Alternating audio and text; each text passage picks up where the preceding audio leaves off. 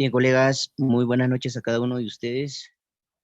El día de hoy, 16 de agosto, continuamos con nuestra preparación.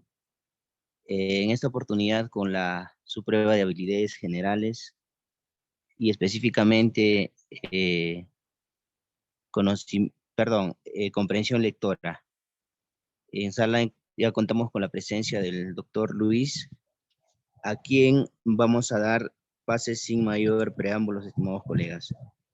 Pero antes quiero pedirles a cada uno de ustedes que lo recibamos con fuertes palmas virtuales. Doctor Luis, buenas noches y bienvenido una vez más a nuestra sala. Profesor Reimer, ¿cómo está? Tenga usted muy buenas noches, estimados colegas, muy buenas noches también a ustedes. Vamos a iniciar entonces sin mayor dilación con lo correspondiente a lo que tenemos que revisar hoy día, ¿no? A ver, vamos como ya vamos a iniciar siempre, como ustedes pueden ver, estamos aquí con el texto 2, con el texto 2 de la subprueba de la prueba del año 2018. ¿Ya?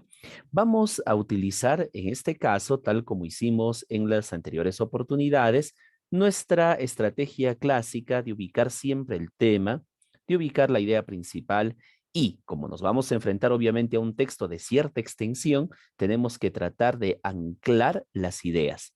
La técnica del anclaje simplemente consiste en fijar ciertas ideas constantes en cada párrafo y verificar si esas ideas simplemente se repiten o se refuerzan posteriormente. Recuerden, colegas, y esto les había ya informado con anterioridad, que en la prueba que vamos a tener entre el 9 y el 11 de diciembre, los textos que nos van a brindar, siempre es así, van a ser textos de carácter expositivos y algunos textos de carácter narrativo. A ver, vamos a comenzar entonces conmigo. Tenemos aquí un texto, ¿no? El texto número 2 dice, Mary Olympe de Gauss. Muy bien, no olvidemos, colegas, que siempre nosotros debemos de tratar de arrancar preguntándonos de qué o de quién se hablan. En este caso ya tenemos una protagonista, ¿no?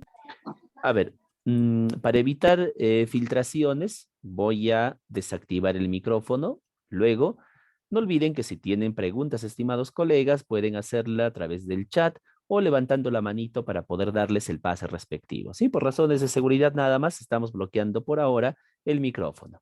Prestamos atención. Mariolib de Gauss es una de las muy pocas mujeres de la historia antigua en haber sido ejecutada por la publicación de escritos políticos. Claramente, el texto ya me está dando una afirmación contundente. ¿De quién me hablan? De Marie Olympe de Gauss, quien fue ejecutada por publicación de escritos políticos. A ver, todo lo demás debe desarrollar justamente esa idea. A pesar de ello, su estatus como precursora en la historia de las ideas no ha cobrado relevancia sino recientemente.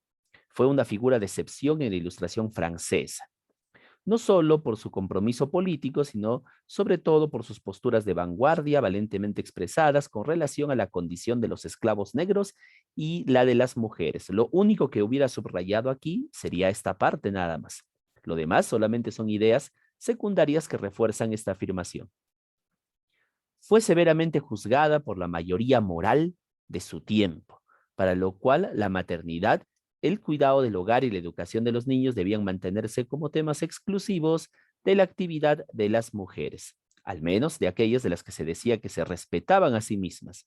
No fue sino tras la Segunda Guerra Mundial cuando se discutieron bajo su nueva perspectiva las cuestiones sociales de fondo sobre las mujeres, el racismo y las minorías, en que el recuerdo trágico de Olympe volvió a los escenarios.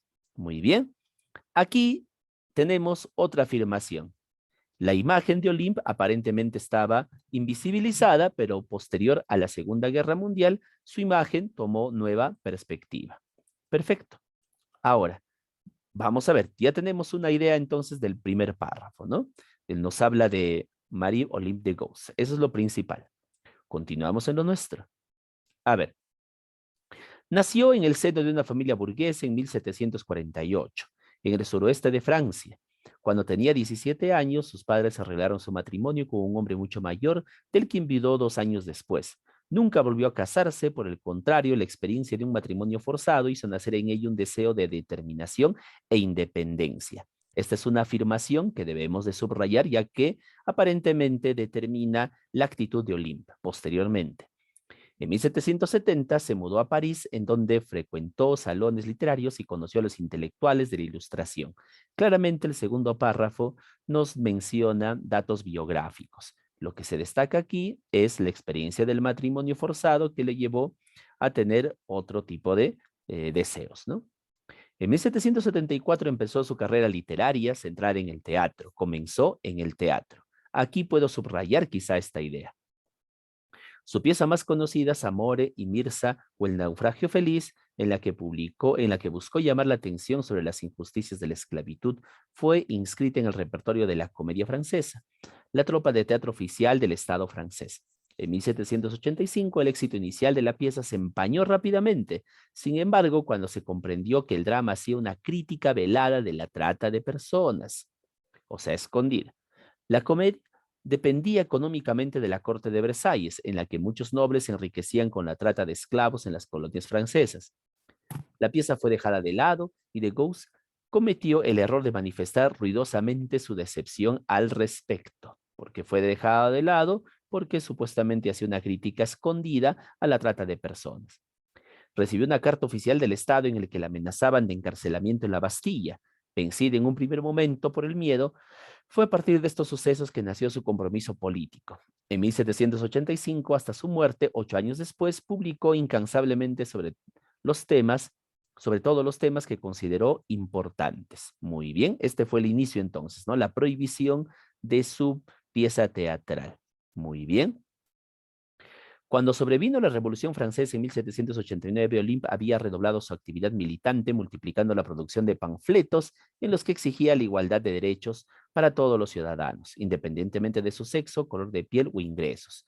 Precisamente en ese año se produjo un hecho bisagra, es decir, un hecho que marcó un inicio y un fin, para la historia en general y para la de Gauss en particular. La Asamblea Constituyente aprobó la Declaración de los Derechos del Hombre y del Ciudadano, texto fundamental de la Revolución Francesa, cuyos principios, incluyendo la libertad de opinión y el derecho al sufragio, aún forma parte de los gobiernos democráticos contemporáneos. El alcance del documento era relativo, sin embargo, pues en los años de la Revolución solo eran considerados ciudadanos con derecho a voto los varones de más de 25 años que pagaran una contribución directa igual o superior al valor de 3 jornales. Eso reducía la cantidad de electores a un escaso 15%. Los hombres menores de 25 años, las personas sin residencia fija y las mujeres eran considerados ciudadanos pasivos sin derecho de participación en la vida pública. Muy bien, ¿qué acontecimiento destaca entonces en la vida de Olympe aquí en 1789? La Revolución Francesa. Perfecto. Seguimos pasando. Vamos con los siguientes párrafos. En 1791, Olympe decidió responder al escrito con su propia Declaración de los Derechos de la Mujer y de la Ciudadana, cuyo encabezado reza: Hombre, ¿eres capaz de ser justo? Una mujer te hace esta pregunta. En este documento, uno de los primeros en proponer la igualdad de derechos para la mujer, de Gauss, denunció la pena de muerte y reclamó el derecho al voto independientemente del sexo. Asimismo, y tal vez presintiendo su final próximo, anunciaba: la mujer que tiene el derecho de subir al cadalso también debe tener el derecho a subir a la tribuna. Muy bien, en 1791 entonces decidió responder al escrito con esta Declaración de los Derechos de la Mujer y de la Ciudadana. Alineada ideológicamente con los girondinos, la suerte de Olympe estuvo echada cuando, en junio de 1793, los rivales políticos en la convención, los montañeses, se hicieron con el poder de manera violenta. Ella había criticado duramente las ideas políticas y las personas de Robespierre y Marat, dos de los principales líderes montañeses. 3 días después de la ejecución de los líderes de los girondinos, fue detenida por ser la autora de un cartel propagandístico a favor de su causa y llevada ante el Tribunal Revolucionario, que la condenó sumariamente a muerte por su actividad política, por su activismo político. Muy bien, entonces aquí nos menciona cuál fue la causa por la que fue ejecutada, ¿no? Ella pertenecía a los girondinos y aparte fue detenida cuando se le acusó de ser la autora de un cartel propagandístico a favor de su causa. Olympe de Gauss fue guillotinada el 3 de noviembre de 1793. Según fuentes de la época, subió al cadalso con valor y dignidad. Tiempo después, y profetizando la oscuridad que caería con más de un siglo sobre la causa de los derechos de las mujeres, un adversario político montañés la mencionó en un discurso. Recuerden a esa mujer hombre, la descarada Olympe de Gouges, quien quiso politiquear y cometió crímenes. Todos esos seres inmorales han sido eliminados bajo el hierro vengador de las leyes. Y dirigiéndose a las mujeres en la audiencia agregó, ¿y ustedes quisieran imitarlos? No, solo se sentirán dignas de estima cuando sean lo que la naturaleza ha querido que fueran. Queremos que las mujeres se respeten y es por ello que las forzaremos a respetarse a sí mismas. Eso es lo que dijo justamente uno de sus rivales una vez ejecutada Olympe de Gouges. Muy bien, fácilmente.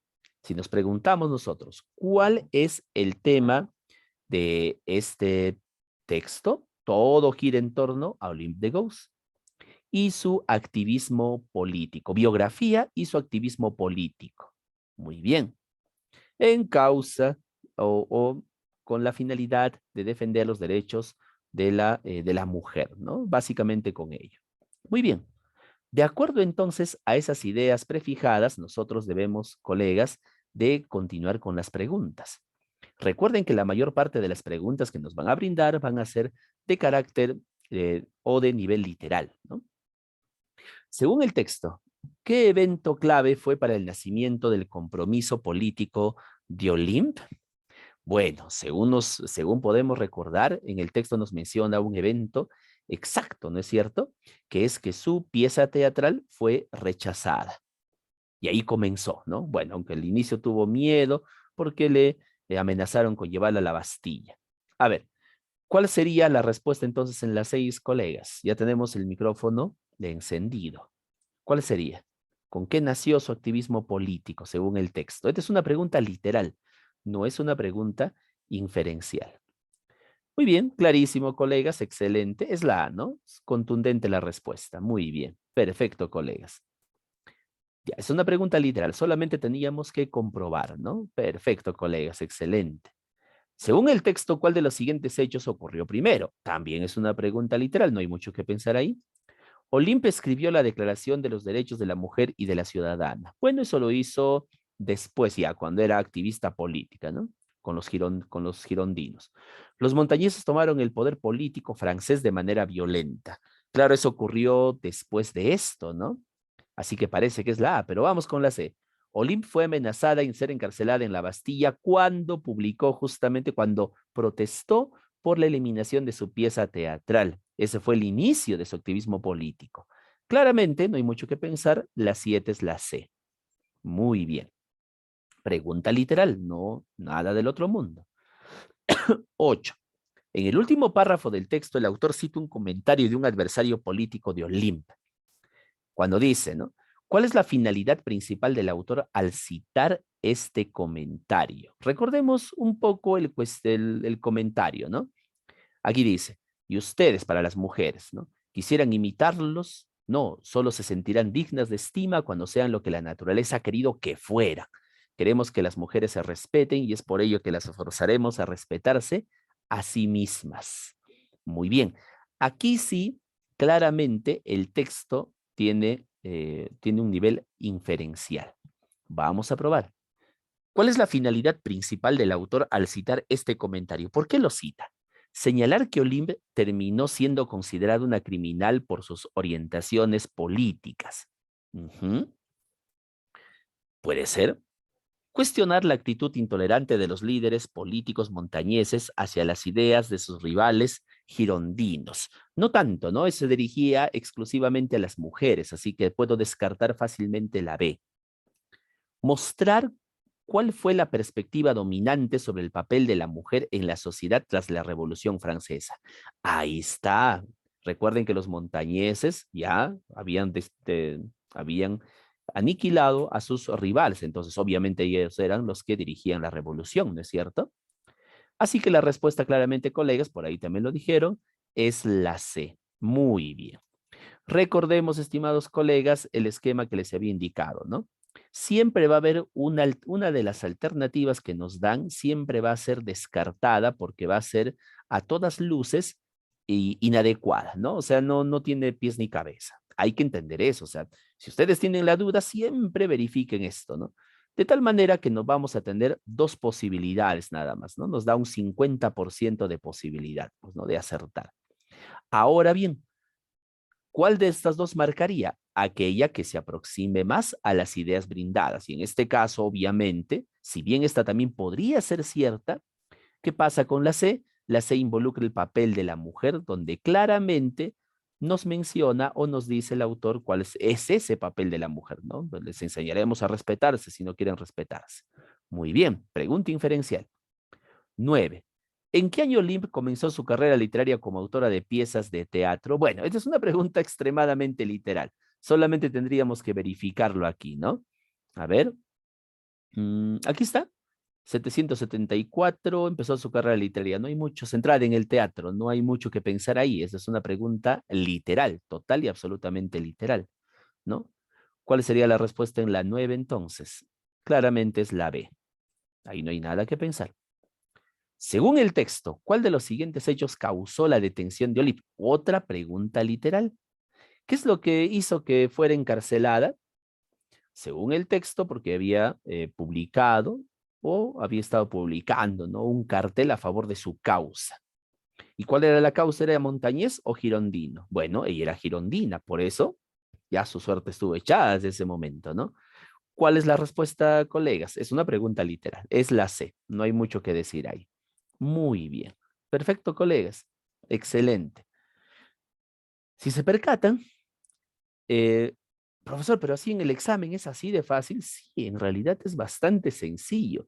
Hay que tomar cierto mecanismo. O sea, yo les explico, colegas, algo, ¿no? Y esto pasa con todo, incluso pasa con las preguntas de conocimientos pedagógicos. Existe en el examen una serie de patrones constantes. Por ejemplo, si se han percatado, de estas 5 preguntas, solamente uno era inferencial. Y esa pregunta inferencial fácilmente podíamos haberla contestado aplicando la estrategia que les he mencionado. De las 3 descarto uno, siempre va a ser así, y me quedo con aquella que se aproxime mejor al contexto o a la idea que el texto me brinde. En este caso, el papel de la mujer. Facilito. Todas las demás son preguntas literales. Entonces, ¿qué tengo que hacer cuando me enfrento a una pregunta literal? Simplemente comprobar en qué parte del texto está mi respuesta. Esto no me va a llevar más de eh, 10 segundos. Háganlo, colegas. Hay que acostumbrarnos, ¿ya? Recuerden que los textos van a ser extensos, no esperen textos breves. Muy bien. Luego seguiremos explorando más sobre algunos textos, ¿ya? Y seguiremos viendo, pues, ¿no? Algunos otros textos relativos a otros exámenes. A ver, vamos a continuar. A ver, colegas, por aquí estamos. Muy bien, vamos a hacer una pequeña revisión rapidísimo sobre algunos temas que nosotros ya habíamos tratado con anterioridad y que espero que puedan recordarnos, ¿no? Vamos a hacer un repaso para luego pasar a nuestra práctica dirigida de hoy. Y si el tiempo es propicio, vamos a ver otro texto también de los diferentes exámenes que tenemos, ¿ya? Muy bien. Repasamos entonces un poco el tema, la idea principal y sobre todo la intención, que eso viene sí o sí en nuestra evaluación. Pero no viene con el nombre de intención, ya habíamos hablado de eso también, ¿no? A ver, vamos a recordar. En el examen nos van a preguntar literalmente por el tema, no hay, digamos, ambigüedades ahí, ¿no? No, simplemente nos van a preguntar cuál es el tema del texto, si es que nos preguntara. O nos pueden preguntar, quizá en otros casos, nos pueden preguntar cuál es el porqué de la razón del texto. Bastante raro, pero puede ocurrir, ¿ya? Hasta ahora solamente nos van a preguntar sobre el tema. Para extraer el tema hay 3 preguntas posibles y la recomendación que yo siempre doy es que estas 3 preguntas se respondan. O sea, si ustedes quieren saber efectivamente cuál es el tema de un texto, estimados colegas, yo les sugiero, les invito a que respondan estas 3 preguntas. Si lo que ustedes han elegido responde a estas 3, quiere decir que es el tema, así de simple. ¿De qué o de quién se habla en el texto? Primera pregunta. Si esa todavía sigue siendo un poco ambigua la respuesta, voy a la segunda pregunta. ¿Cuál es la causa del asunto tratado en el texto? Recuerden, la causa, lo que origina algo, en este caso, en un texto, siempre es el tema. Ya siempre es el tema. Si ustedes tienen entre elegir entre causa y efecto, siempre quédense con la causa. Y si a pesar de eso sigue el problema, vamos a la tercera pregunta. ¿Cuál es la idea o palabras o palabra que más se repite en la lectura? Puede repetirse de forma implícita quizá, eso ya se ve, pero la idea está en que también las ideas o palabras que son más constantes en un texto siempre son el tema. Recuerden estas tres preguntas, colegas, interiorícenlas, practíquenlas constantemente. Esto no es de la noche a la mañana, ¿está bien? Vamos. Ahora, recordemos un poco este esquema, ¿no? Para extraer el tema, un tema siempre es una un tema siempre es una exposición. Un tema nunca afirma nada, simplemente expone. Un tema también es breve y normalmente contiene dos partes. Un elemento que se compone exclusivamente o casi exclusivamente de un sustantivo y el área de exposición que especifica mejor ese sustantivo del cual se está hablando. El magisterio, elemento. El área de exposición, peruano en la actualidad. Elemento, el presidente Castillo. Ese es el elemento. Área de exposición, el presidente Castillo en el ojo de la tormenta. Ese es el tema. Y así ocurre con todo. ¿Está bien? Muy bien. Recuerden que no basta con el elemento, colegas. O sea, si ustedes eligen, el tema es, vamos a suponer, la eutanasia. ¿Es suficiente? No. Para el Ministerio de Educación siempre tenemos que darle un área de exposición, o sea, especificar más. La eutanasia en el Perú, la eutanasia en el debate, la eutanasia en Latinoamérica. ¿Lo ven? Siempre tiene que tener una pequeña área de exposición. Estamos recordando este asunto del tema. El tema es extremadamente importante porque nos permite justamente extraer todo lo demás. Entre ello está el título. También en el examen nos pueden preguntar, ¿cuál será el mejor título para este texto, para este fragmento? Seguramente recordarán esa pregunta. No olviden, colegas, que título es sinónimo de tema. Si ustedes tienen el tema, obviamente ya tienen el título, se acabó, no hay más que discutir. Sin embargo, el título también puede contener algunos otros detalles como para distinguirlo o diferenciarlo del tema per se. A ver, vamos, ¿cómo funciona esto? Recordemos un poco. Si mi título es La eutanasia en el Perú, profesor, perdón, si mi tema es la eutanasia en el Perú, ¿el título entonces será La eutanasia en el Perú? Bueno, sí, obviamente que sí. Pero también podría ser de la siguiente manera. La eutanasia y el gobierno peruano. Listo. Tal vez porque el texto nos habla un poco sobre la política en torno a la eutanasia. ¿Lo ven? Lo más importante que se dice del tema. O también puede ser la estructura del texto. Es decir, cuando leo el texto sobre la eutanasia, me doy cuenta que al inicio me habla sobre la definición de eutanasia y luego me habla de las características de eutanasia y luego de las posiciones sobre la eutanasia. ¿Cuál será el título? La eutanasia, dos puntos, definición, características, posturas. Ahí está. También esa es otra forma de extraer el título. De una u otra manera, no olviden, colegas, que un título siempre contiene el tema. Título sin tema no es título. Muy bien. Seguimos repasando. No olviden, colegas, si tuvieran algún tipo de pregunta, consulta, acotación, pueden hacerla en el momento que crean oportuno, levantando la mano o a través de nuestro chat. ¿Ya? Muy bien, seguimos repasando. Aquí tenemos un par de ejemplos en relación a lo anteriormente mencionado. Por ejemplo, ahí está la idea destacada del texto, el tema o elemento del tema, ¿no? La actualidad del magisterio peruano, que es básicamente, si ustedes se dan cuenta, el tema que hemos visto anteriormente. El magisterio peruano en la actualidad o la actualidad del magisterio peruano. Lo mismo. O también puede ser el tema más la estructura. El magisterio peruano, dos puntos, actualidad y perspectivas. Quiere decir que en el texto nos va a hablar sobre su actualidad y sobre sus perspectivas. Profesor, y si en el examen están estas dos formas y me preguntan cuál sería el mejor título ¿Cuál elijo? Estaría mal planteado. Va a ser una o la otra, colegas. No va a ser las dos. ¿Ya?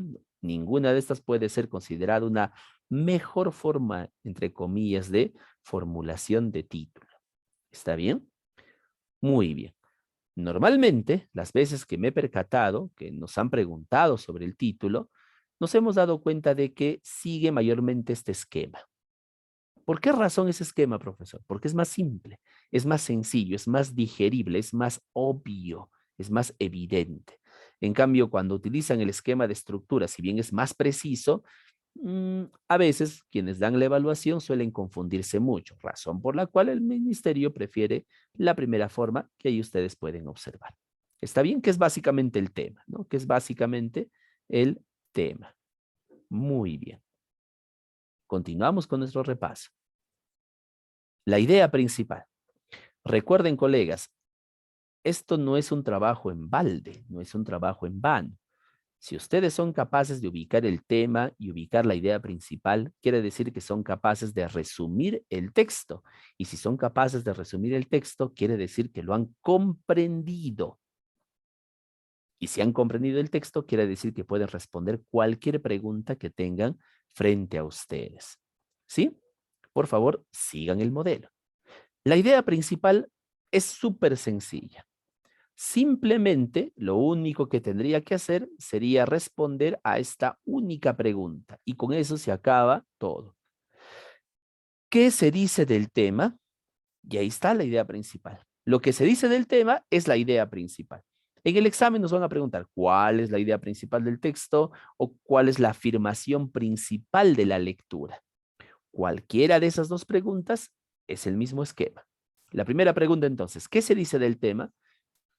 Y si a pesar de eso sigo teniendo dudas, puedo preguntarme lo segundo. ¿Cuál es la idea que resume mejor el texto? O también me puedo preguntar, ¿qué idea sostiene o afirma el autor? Muy bien. Y ya tengo mi idea principal. Pero como les acabo de mencionar, la idea principal en realidad viene de aquí. Ustedes, si ubican bien el tema, van a ubicar obviamente de manera adecuada la idea principal. ¿Qué se dice del tema? Y no olviden que toda idea principal siempre es una afirmación. A ver, aquí tenemos el esquema, ¿no? El esquema clásico de nuestra idea principal. El elemento del tema, el verbo, porque toda idea principal es una afirmación, el predicado o el área de exposición para poder darle mayor especificidad a nuestra idea principal y como resultado la idea principal, ¿no? Muy bien. O afirmación principal, así va a venir en el examen. El magisterio peruano está siendo evaluado en la actualidad. ¿Lo ve? Toda idea principal, a diferencia de un tema, tiene necesariamente un verbo, ya que el verbo ayuda justamente a afirmar ese tema. Listo. Seguimos explorando. Y por último tenemos la intención. En el examen nos pueden preguntar ¿cuál es la intención del autor? Sí. O también nos pueden preguntar cuál es el propósito. Cualquiera de las dos, obviamente, van a seguir la misma estructura. A ver, colegas, todas las preguntas que hemos visto anteriormente son preguntas de inferencia, por cierto. Las preguntas sobre la intención del texto o el propósito del texto son típicas en el examen. Yo les aseguro que si nos dan dos textos, de esos dos textos o tres textos, bueno, dos, yo supongo que serán dos nada más, tres, lo dudo mucho. Entre tres o dos textos va a haber de todas maneras preguntas sobre la intención. ¿Cuál es la intención del autor del texto? ¿Cuál es el propósito de la lectura? ¿Cómo averiguo cuál es la intención o el propósito de la lectura? Súper fácil, súper sencillo. Recordemos que primero tenemos que hallar la idea principal. Si yo ubico la idea principal de la lectura, ya tengo la intención. No olvidemos, colegas, la intención alberga necesariamente la idea principal. O sea, si ustedes tienen una idea principal cuando han leído el texto y luego marcan la intención o el propósito y marcan algo que no tiene que ver con la idea principal, evidentemente están marcando mal. O sea, tiene que estar la idea principal ahí, sí o sí. Otro detalle que tengo que tener en cuenta es lo que está aquí. preguntarme cuál es el tipo de secuencia dominante en el texto. Estimados colegas, para reducir nuestras posibilidades, o sea, para reducir, perdón, las posibilidades, ¿no? de desacertar. Recordemos que en el examen solamente va a haber dos tipos de texto. Yo les aseguro que van a ser dos tipos de texto nada más. ¿Por qué? ¿Por qué sabemos así? Porque ya lo hemos visto. O sea, en los anteriores exámenes son solamente dos tipos de texto los que perduran. Uno, textos expositivos y dos, textos narrativos. Así que fácilmente ustedes se van a ubicar qué tipo de texto o qué tipo de secuencia dominantes. Ah, es un texto narrativo. O tal vez es un texto expositivo, como el que hemos visto hace un instante. Es un texto claramente expositivo, ¿no? Cronológico. Entonces, eso es lo primero. ¿Por qué es tan importante ubicar la secuencia dominante en la lectura? Es importante porque me permite ver cuál es la intención del autor. Si un autor, por ejemplo, hay un texto narrativo, ¿cuál será la intención o propósito del autor? Seguramente contar, seguramente hacer reflexionar, enviar un mensaje, dar una alegoría, explicar. Son los propósitos o intenciones más comunes. Y si se trata de un texto de carácter expositivo, ¿cuál será el propósito o la intención? Informar, exponer, detallar, ejemplificar, mostrar. ¿Y por qué es tan importante saber eso, profesor? O sea, saber qué es. ¿Por qué es tan importante saber? Por lo tercero. Si ustedes se percatan aquí, estimados colegas, lo tercero dice, ¿qué respuesta pretende lograr el texto en el lector? Entonces, si yo tengo un texto narrativo y me doy cuenta que el autor trata de que yo reflexione o simplemente me está mostrando, quizá, bueno, que reflexione sobre un mensaje que está implícito en el texto, obviamente la respuesta que la persona o el autor quiere de mí es que yo haga eso, o sea, que reflexione sobre un evento, ¿no? Alegórico que me mencione en un texto narrativo. ¿Lo ven? Y además nos sirve para lo siguiente. Presten atención. Y esto ya lo habíamos visto en la sesiones pasadas. Un propósito o la intención del autor siempre comienza con un verbo. Siempre comienza con un verbo. Describir y colocan la idea principal. Narrar y colocan la idea principal. Informar, ¿no? Por ejemplo, si nos preguntaran cuál es la intención del texto de Olympe de Gouges que hemos leído hace un instante. ¿Será explicar? Podría ser. ¿Describir? No, ahí no hay descripción. ¿Narrar, profesor? No, porque es un texto de carácter expositivo, así que no está narrando en sí, no hay una secuencia dominante narrativa. Entonces, ¿qué hace, profesor? Bueno, lo que puede hacer ahí es informar. Simplemente hacer un texto expositivo, lo que está haciendo es informar. Informar la razón de por qué Olympe de Gouges fue activista política, ¿no? Fue una de las primeras activistas políticas, ejecutada durante la Revolución Francesa. Listo, podría agregar ahí. ¿Lo ven? La diferencia entre una idea principal y una intención, digámoslo así, es que la intención o el propósito siempre tiene un verbo en la parte delantera, siempre un verbo en infinitivo. Y de ahí viene toda la idea principal. Y ahí está, colegas, sencillo. Si se han percatado, todo deriva del tema, todo deriva del tema. Hasta aquí, colegas, preguntas, inquietudes, para pasar a nuestra práctica dirigida.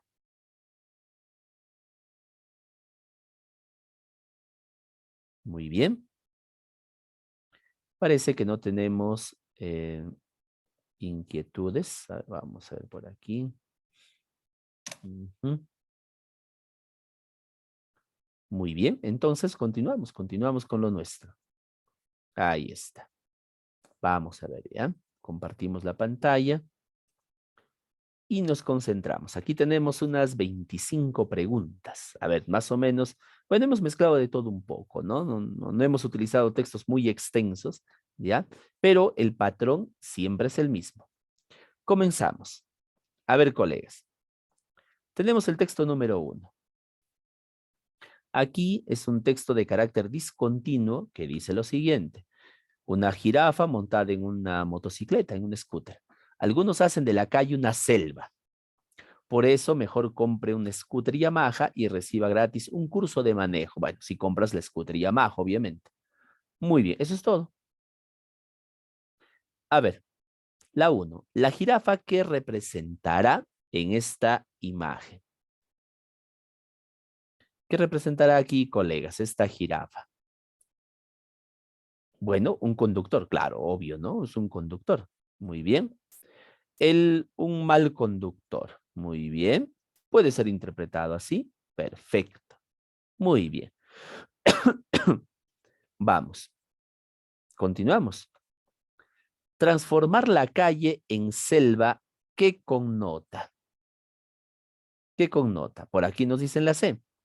Connota la ausencia de respeto y conocimiento necesario cuando se está al volante. Claro, muy bien. Claro, es una selva, ¿no? La ley del más fuerte, digamos, ¿no? La C sería, ¿no? Algunos, esta es una pregunta de inferencia, algunos hacen de la calle una selva. Algunos, ¿a quién se refiere? Ah, bueno, las personas que recién están aprendiendo a manejar. ¿Será la C o será la B? A ver, por eso mejor compre un scooter Yamaha y reciba gratis un curso de manejo. Ah, en este caso sería la B, claro, colega Violeta. Los principiantes, pues, ¿no? Quienes han comprado justamente su scooter. Muy bien. ¿Quién no recibirá el curso? Bueno, no recibirá el curso quien no compra la moto, obviamente, porque el curso es solamente para los que compran la motocicleta. Claro que sí. La B. El curso de manejo vendría a ser, ¿qué dice la compañía? Que les van a dar un curso de manejo si compra la Yamaha, ¿no? Para mejorar, pues, la forma como manejan los que recién compran una motocicleta. Una propuesta de la compañía para mejorar la habilidad o la pericia del conductor. Muy bien, colega Violeta, excelente. Bueno, eso era para calentar, ¿no? Ahora tenemos aquí el texto número 2, colegas. A ver, vamos a leerlo. Es un texto de 2 párrafos, ¿ya? Conmigo. Dice, el gurú contemporáneo de la lingüística, David Crystal, anunció que en los próximos 10 años el mundo verá una revolución nunca antes vista en la percepción del inglés. ¿Cuál es el tema? El tema es David Crystal o lo que sucederá en los próximos 10 años según este autor. Ah, lo que sucederá en los próximos 10 años, ¿no? En torno al inglés. Según Crystal, y puedo subrayarlo también, ¿no? Pero esencialmente no es mucho la idea de lo que dice David Crystal, sino lo que afirma. Según Crystal, la revolución será mucho más profunda aún que la que se produjo durante la Edad Media y el Renacimiento. Nos encontramos con una sorprendente profusión de tipos de inglés en todo el mundo. Ya no sirve de nada decir que el británico es el único soporte. Según sus datos, más de 400 millones de personas hablan ese idioma como primera lengua. 600 millones lo utilizan como segundo idioma, indias o antiguas colonias británicas, y 250 millones lo han aprendido por razones de comercio y comunicación internacional. Muy bien. Entonces aquí esto indica David Crystal por el hecho de la profusión o abundancia, porque profusión es abundancia, de tipos de inglés, ¿no? Muy bien, en todo el mundo. Vamos a subrayarlo. El inglés ya no pertenece a nadie, sentencia. Luego agrega, hace algunos años se podía decir que la lengua estaba en posesión de Gran Bretaña y más tarde de Estados Unidos, pero hoy en día hay tantas partes del mundo que han desarrollado su propio idioma inglés que es imposible mantener esa idea. Un ejemplo es la India, donde más gente habla inglés que en la propia Inglaterra, habiéndose desarrollado sus propias normas. Por eso el autor dice que el inglés ya no pertenece a nadie, ¿no? Cada territorio, como en el caso de en la India, ha desarrollado su propio inglés. ¿Cuál es el tema entonces? El tema gira en torno al inglés y cómo el inglés se revolucionará en los próximos años debido, entre otras cosas, la causa, la profusión o abundancia de tipos de inglés en el mundo. Muy bien. Vamos con las preguntas entonces. La 6. Cuando Crystal dice que el inglés ya no pertenece a nadie, quiere dar a entender que el inglés ya no pertenece a nadie, ¿no?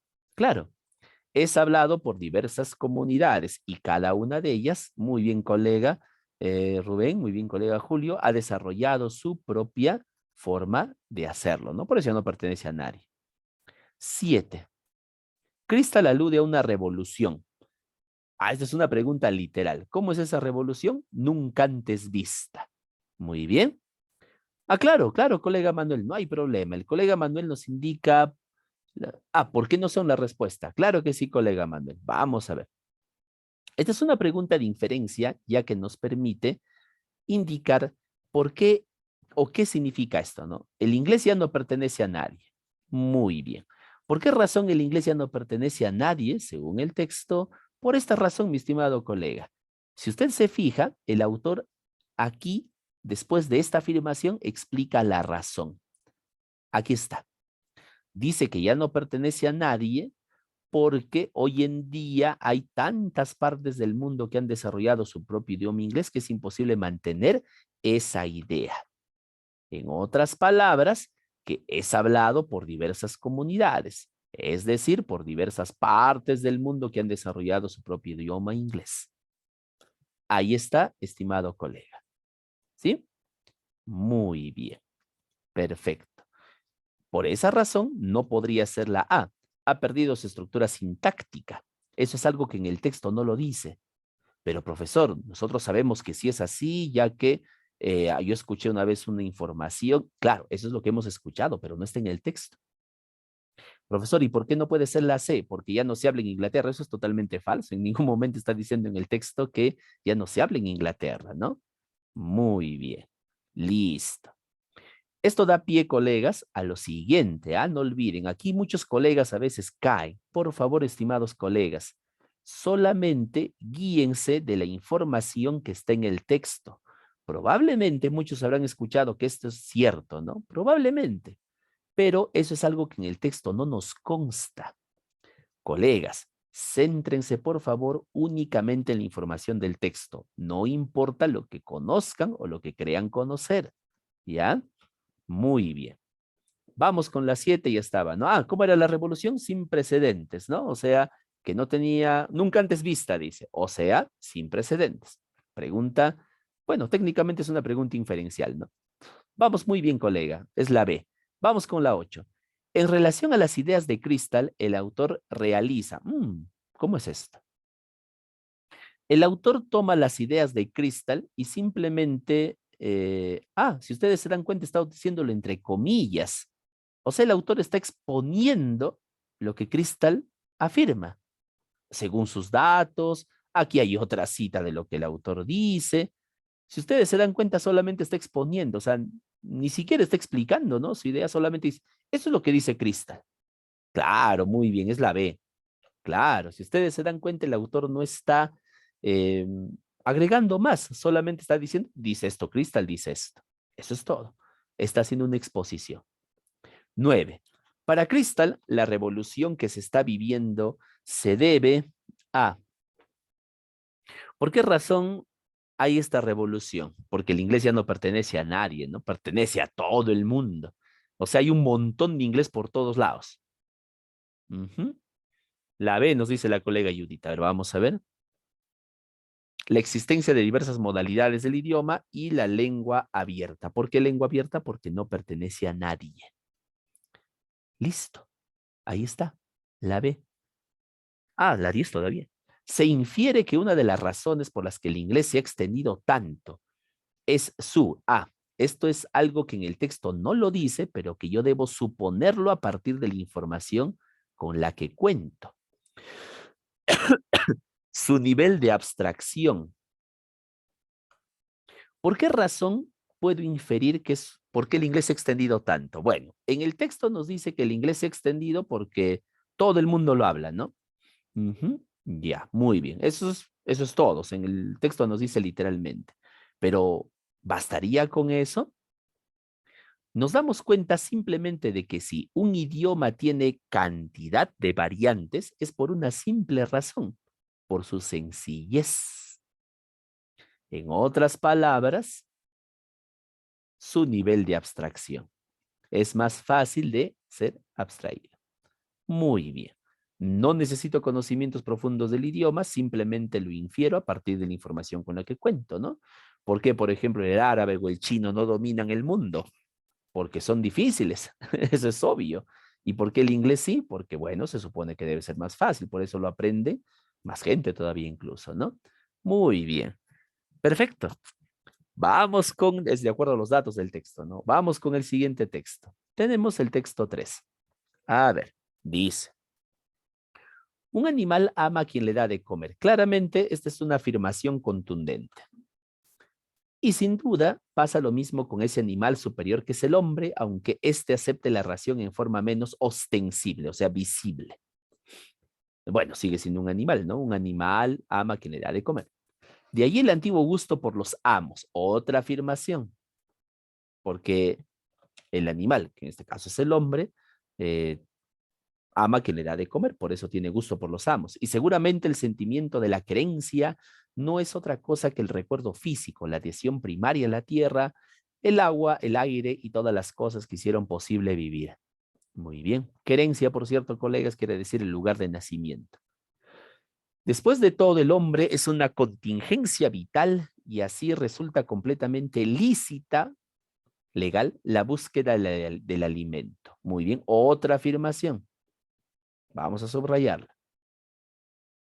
Pero el animal de presa se ha acobardado. La esperanza del camino rayó las garras, la aspereza, perdón, del camino rayó las garras y la zarpa. Es una ligera vuelta de la muñeca. En una ligera vuelta de la muñeca se encuentran condensados muchos capítulos de la historia, mas los tiempos trágicos son prodigios en insurrecciones. Esto vamos a subrayarlo. Cuando hay tiempos difíciles, hay siempre revoluciones, insurrecciones, ¿no? Y en aquellos de nuestra historia la zarpa reapareció. Comenzaron a deslindarse fronteras entre hombres y animales, pero en casa de Simón Robles persistió aún por mucho tiempo la solidaridad entre quienes daban el alimento, pues desde luego, darlo es también cuidarlo. Perros y gentes se aglutinaban todavía en la desgracia. Aquí nos ha incluido a otro personaje, Simón Robles. Sigo leyendo. Mas la ración de hambre era de hambre, y poco a poco el sentimiento de fidelidad se relajó. Se refiere a la fidelidad del perro, ¿no? Este fenómeno lo conocen muy bien los gobernantes y patrones, amos de calibre mayor, y no lo ignoraba el Simón, que en otros tiempos había sufrido y visto sufrir la carencia de alimentos, pero no iba a convertir en harina la arena. Muy bien, perfecto. El autor ha comenzado claramente con una afirmación, ¿no? El animal ama a quien le da de comer y es lícito buscar alimento. Sin embargo, en los tiempos difíciles, trágicos, esto tal vez no funciona. Por eso dice, son prodigios en insurrecciones. Y nos habla de la figura de Simón Robles y de sus perros que al final parece que terminaron el sentimiento de fidelidad, se relaja, ¿no? Es decir, bueno, tenían que buscar alimento. Según el texto, 11. Los tiempos trágicos. Esta es una pregunta literal, ¿ah? A veces es una pregunta literal. Claro, colega Violeta. Son prodigios en insurrecciones. Lo dice literalmente en el texto, ¿no? Los tiempos trágicos son prodigios en insurrecciones. Muy bien, no hay mucho que decir ahí. Excelente, colegas, la B. 12. ¿Qué resulta lícito? Bueno, según el texto, buscar alimentos. Esa es una pregunta literal también. Excelente, colega. Buscar alimento.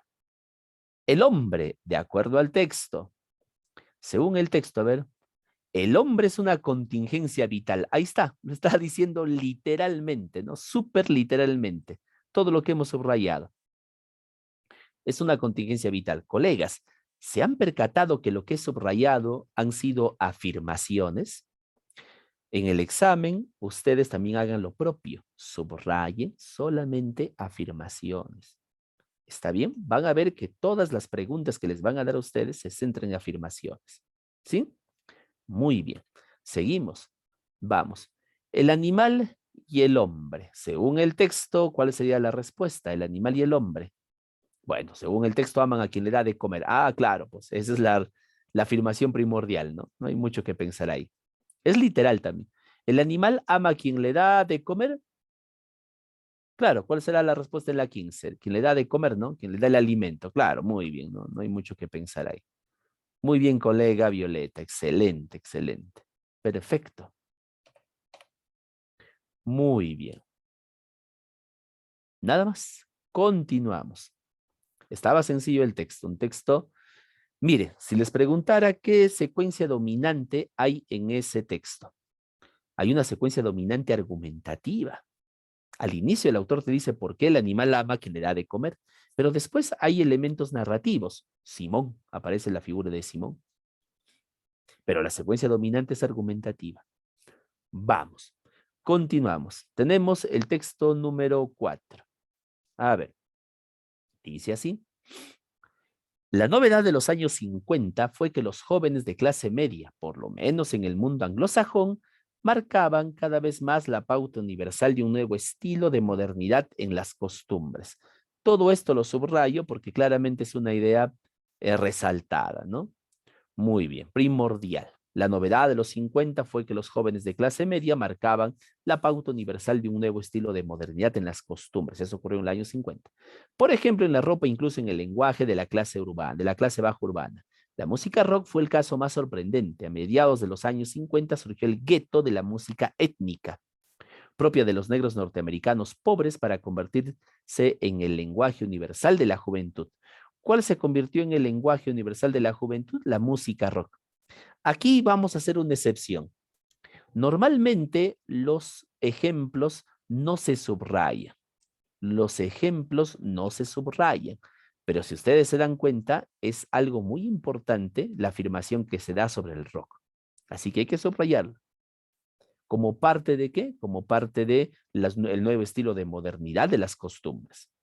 Anteriormente, los jóvenes elegantes trabajador habían adoptado los estilos de la moda de los niveles sociales más altos, en mayor grado los jóvenes de la clase trabajadora. Ahora parecía tener lugar una extraña inversión de papeles. El mercado de la moda joven plebeya empezó a marcar la pauta, o sea, todo lo contrario de lo que normalmente se hacía, ¿no? Ante el avance de los blue jeans para ambos sexos, la alta costura parisiense se retiró y aceptó su derrota. Vamos a subrayar esta inversión, utilizando sus marcas de prestigio para vender productos de consumo masivo. En 1965 fue el primer año en que la industria de la confección de Francia produjo más pantalones que faldas. ¿Esto qué me da a entender cuando dicen que se produjo mayor venta de pantalones que de faldas?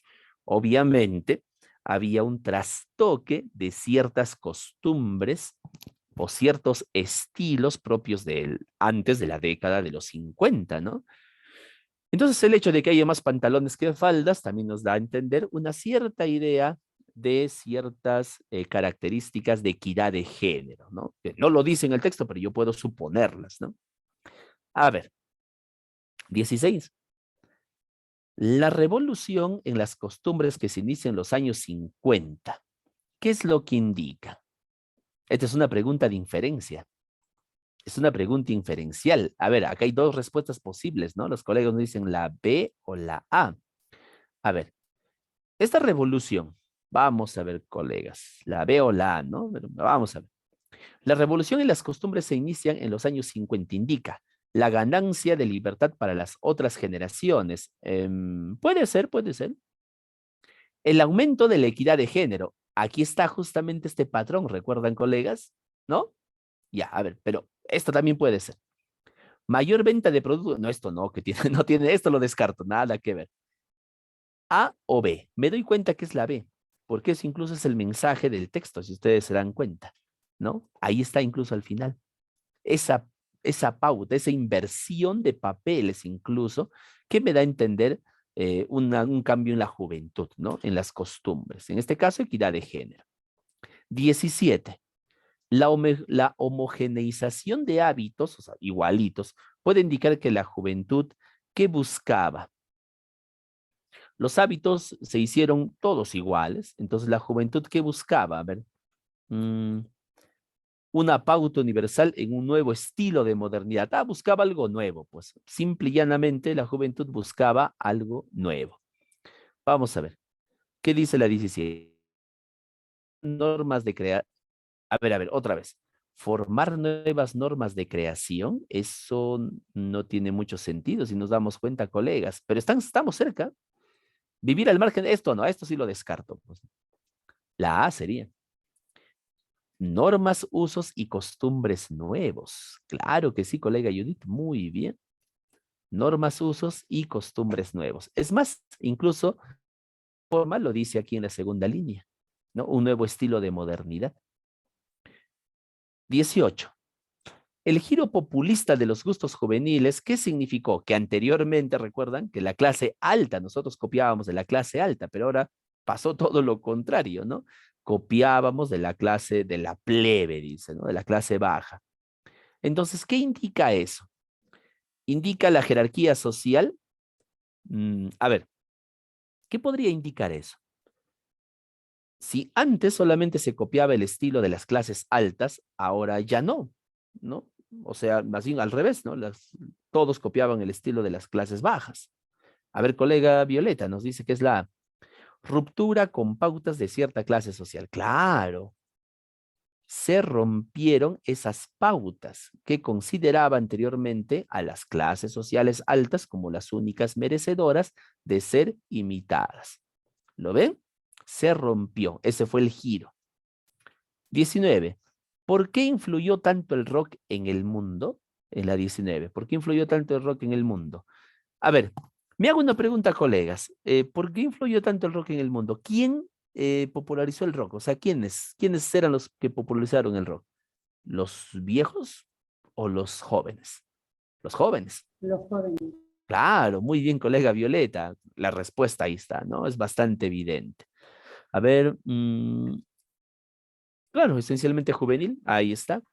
Muy bien, por eso influyó, ¿no? Por eso influyó. Muy bien. Y además sabemos, ¿no? Sabemos por experiencia previa que de los jóvenes son los que justamente involucran la revolución siempre. Muy bien. Esta es una pregunta de traducción, la palabra gueto. A ver, vamos mejor con la palabra gueto, ¿ya? A ver, ¿dónde está? La música rock fue el caso más sorprendente. A mediados de los años 50 surgió un gueto de la música étnica. Un gueto, es decir, una especie de lugar de donde se desarrolló todo, ¿no? ¿Qué implica la música, o perdón, qué implica entonces la palabra gueto? Étnico. Mm, puede ser, puede ser. Pero recuerden que la pregunta es, ¿se entiende cómo? Ya, elimino consecuencia, ya eso sí lo elimino de plano. Me queda étnico y especificidad. No, elimino la, colega Violeta, esa sí la tengo que eliminar, ¿ya? Porque no tiene nada que ver consecuencia ahí, ¿no? A ver, vamos a leer mejor una vez más. No miren el diccionario de la palabra gueto, porque si ustedes miran, se van a dar cuenta que tal vez no se ajusta nada de lo que está ahí. Pero la ética sería lo mismo. Ya, a ver, vamos a ver. Dice así, colegas, dice, la música rock fue el caso más sorprendente, o sea, de ese cambio de costumbres, ¿no? A mediados de los años 50 surgió el gueto de la música étnica propia de los negros norteamericanos pobres. Solamente estaba en ese lugar, no había en otro lugar. Ahora sí ya tenemos una mejor idea. Claro, muy bien. Sería no étnico, especificidad. Indica especificidad. ¿Ya? Sino que cuando vemos, música negra, no se refiere a eso, ¿no? Sino que se refiere al hecho de que estaba en ese lugar y nada más. Muy bien. La respuesta, muy bien. Claro, propio, puede entenderse de esa manera también, ¿no, colega Judith? Muy bien. Listo. Perfecto. Claro, la palabra gueto tiene otro sentido, ¿no? Ustedes lo ven en un diccionario, van a encontrarse que tiene otras connotaciones, pero normalmente cuando se refiere a ello, se refiere así, ¿no? A una música, a educación, etcétera. Y finiquitamos con el texto número 5. Conmigo, colegas. A ver, tenemos un texto pequeñísimo, ¿no? Texto 5. Dice, el amor apasionado, eros, es lo que en general siente la mujer que ama demasiado por el hombre, que es imposible. Afirmación contundente. El amor apasionado es lo que siente la mujer por el hombre que no puede alcanzar. Para que exista la pasión, es necesario que haya una lucha continua, obstáculos que superar, un anhelo por más de lo que se dispone. Pasión significa literalmente sufrimiento, o sea, quien se apasiona sufre. La excitante intensidad de un romance apasionado no puede ser igualada por el solaz, relajo más benigna de una relación estable y comprometida. De modo que, si la mujer al fin recibiera del objeto de su pasión lo que está ardientemente ha deseado, el sufrimiento desaparecería y la pasión pronto se consumiría. Eso da a entender que volvería a lo mismo, ¿no? Entonces quizá ella se diría que ya no está enamorada porque ya no tendría ese dolor agridulce que le da la pasión que implica sufrir. Muy bien. ¿De qué nos habla el texto? Del amor apasionado. En la mujer. En la mujer. Muy bien. Vamos con las preguntas. 21. Dice, sobre la mujer que ama demasiado, ¿qué es correcto afirmar? A ver, la mujer ama muchísimo porque justamente no, o sea, está apasionada, obsesionada, si ustedes quieren llamarlo así, porque obviamente no sabe si la otra persona, el hombre que desea imposible, va a satisfacer sus deseos, ¿no? Muy bien, es decir, que sus sentimientos están ahí. Claro, colegas, muy bien, están en duda. Alimenta sus sentimientos con la incertidumbre de la correspondencia. ¿Me querrá? ¿No me querrá? Y ahí es donde se alimenta esa pasión, pues ese eros descontrolado. 22. ¿Por qué a una mujer apasionada no le interesan las relaciones estables? La C nos dice los colegas. A ver, porque en estas no hay obstáculos que superar. Y según el texto, justamente en las relaciones estables ya no hay nada, pues todo está tranquilo, ¿no? Todo es tranquilo, todo es benigno, todo es bueno. Entonces, evidentemente, no hay nada interesante, ¿no? La respuesta sería la C. 23. Vamos a ver. La A nos dicen los colegas. Su relación de pareja se caracteriza por el sufrimiento y la incertidumbre. Muy bien. Pasión y duda de si me va a querer o no. Claro, sufrimiento. Todo el que se apasiona sufre. 24. Caracteriza a la mujer que ama demasiado. La mujer que ama demasiado, ¿cómo es su característica? ¿Es ser víctima del amor, pues ama a quien no la ama? Bueno, puede ser, puede ser, puede ser. A ver, creer que el verdadero amor supone necesariamente sufrimiento, esta no parece muy buena, pero vamos a suponer que puede ser también. Solo se siente cómoda con la tensión de la relación. Claro, porque sufre, pues, colegas.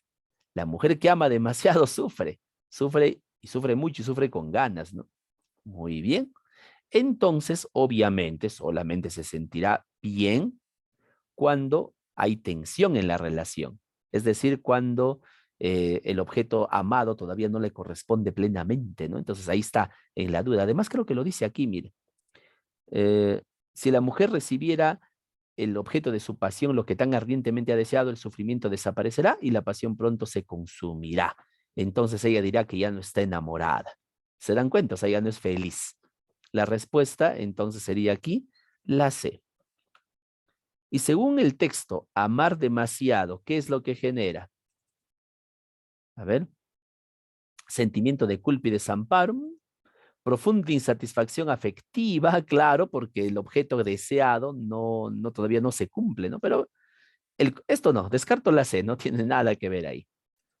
Sentimientos de culpa, ¿por qué de culpa? ¿No? ¿Hay sentimientos de culpa? ¿Por qué de culpa, colegas? Mm, porque ama lo imposible. Mm, pero eso no da sentimientos de culpa. A ver, profunda insatisfacción afectiva. Claro, ¿por qué? Porque el objeto de su pasión, obviamente, todavía no ha sido satisfecho. Claro, no ha sido satisfecho, pues, ¿no? Y por eso está apasionada, profunda insatisfacción afectiva. Ya, una vez que logre satisfacer su afecto, obviamente eso desaparece. La respuesta ahí sería la B, colegas. Muy bien. Muy bien, estimados colegas. Bueno, como ustedes se han percatado, nosotros debemos basarnos siempre en la ubicación del tema y luego la idea principal que garantiza nuestra comprensión del texto. Y si garantiza nuestra comprensión del texto, obviamente el texto es significativo. Y si es significativo, vamos a poder acertar con todas las preguntas que nos dan. Muy bien, colegas. Espero que les haya servido. No olviden siempre estar repasando, leyendo. Por favor, hay que leer constantemente. No hay otra mejor manera de desarrollar la comprensión lectora. Eso ha sido todo por hoy. Seguramente la próxima semana ya vamos a ver más textos, más exámenes y seguimos con lo nuestro. Muchísimas gracias, colegas. Profesor Reimer, muchísimas gracias. Muchísimas gracias, profesor Luis. Muy interesantes las lecturas de esta noche. Bien, colegas, estamos llegando a la parte final de nuestra clase de día martes y obviamente el agradecimiento a cada uno de ustedes. Para ir cerrando nuestra aula, voy a dejar abierto el micrófono para los colegas que desean hacer uso de la misma.